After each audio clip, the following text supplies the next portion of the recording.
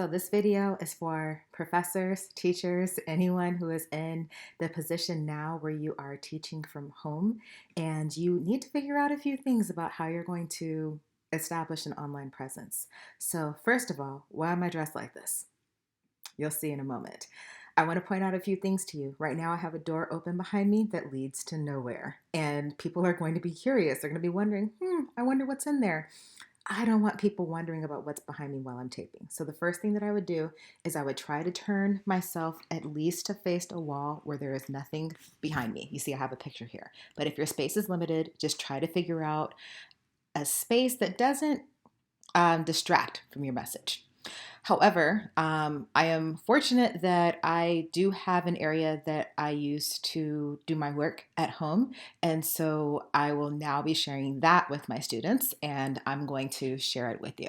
If you are like me and have parents who really encourage you to put your degrees on your walls, I never wanted to put them in my office, but I do have them at home. So now I get to show them off. So you see, behind me, I have a setup with some personal pictures, but I also have all of my degrees. So that's going to be my backdrop. Again, it gives people a little something to look at, but there's nothing there that would be embarrassing for me, for people to see on video. So that's number one. Number two, what are some of the things that you can use to make yourself feel cozy as you settle in? I have a long day on Monday. I'm going to be teaching. Well, first I'll have office hours for 3 hours, and then I'm going to be teaching 2 classes back to back. That is 7 hours at my desk, and I have, I think, a half an hour between my office hours and my class. So I'm going to have to make sure that I get up and work out before I teach, before I do my office hours. I'm going to have to make sure that I stand up and take breaks. I do have a sit and stand desk, and the guidance in my last ergonomic assessment was to try to spend at least 5 or 10 minutes per hour standing. So if you can do that, that would be highly recommended.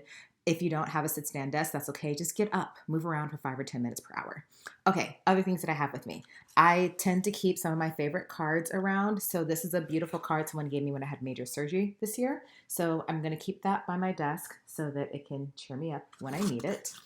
I also have a split keyboard that makes it easier for me to type. I actually have had some issues in the past that I want to prevent. That is the Gold Touch keyboard. I got it as part of a combo. There's also this device right here. Let's see if I can, there we go, that holds my laptop in a position so that the monitor is not too low. So if I put my laptop on that and I use the split keyboard, I have a really nice setup. And then I also have an external monitor right here. So I keep all of that together. I have a Mac, so the plugs are a little bit tricky. So I've got this connector that has room for a VGA and I think 3 or 4 USBs. So I can be charging my phone and things like that from home. Okay, what else do I have around me? I want to make sure that I keep my writing front and center, front in mind. So I keep this book on writing a journal article in 12 weeks open on my desk so I can remember which week I'm on and just try to prioritize writing for at least 15 minutes a day. I also have this wonderful book on how to write and publish a scientific paper. I still need to be productive, so I just try to remind myself this isn't just about the teaching, this is about you continuing to do what you need to for your career.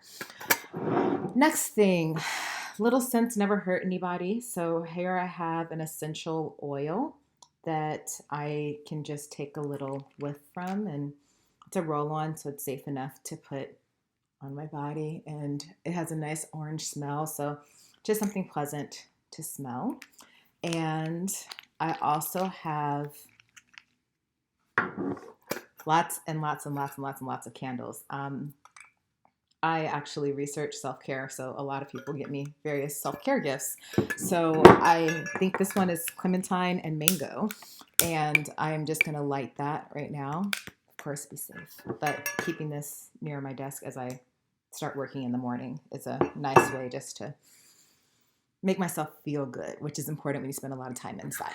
Okay, next thing that I have a huge mug collection, so I'll be showing off all my beautiful mugs, but this is one that a friend got me for my birthday this year, and I have it filled up with coffee. I do fasting in the morning, so I always like to have some water and some coffee for the first couple of hours.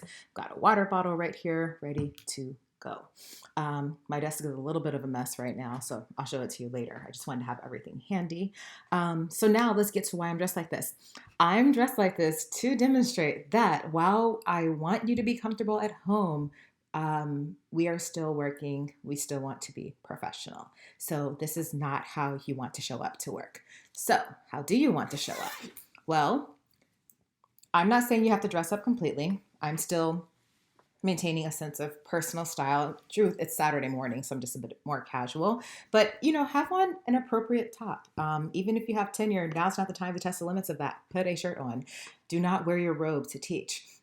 If you are a student watching this, how should you dress? Dress the way that you normally would for class. I know it's tempting to roll up in your PJs, and you might have that going on the bottom, but still try to be presentable, especially if you've chosen to have your camera on for class. I'm welcoming my students to turn their camera on if they feel comfortable, just so that we build a sense of community. You might want to check with your teacher to see whether or not that's required. I personally don't require it. So that's it for the first video. I just wanted to give you some thoughts about how to start to set up your office space, and I'm going to be back with tips as we all navigate this transition to being online. So have a wonderful day.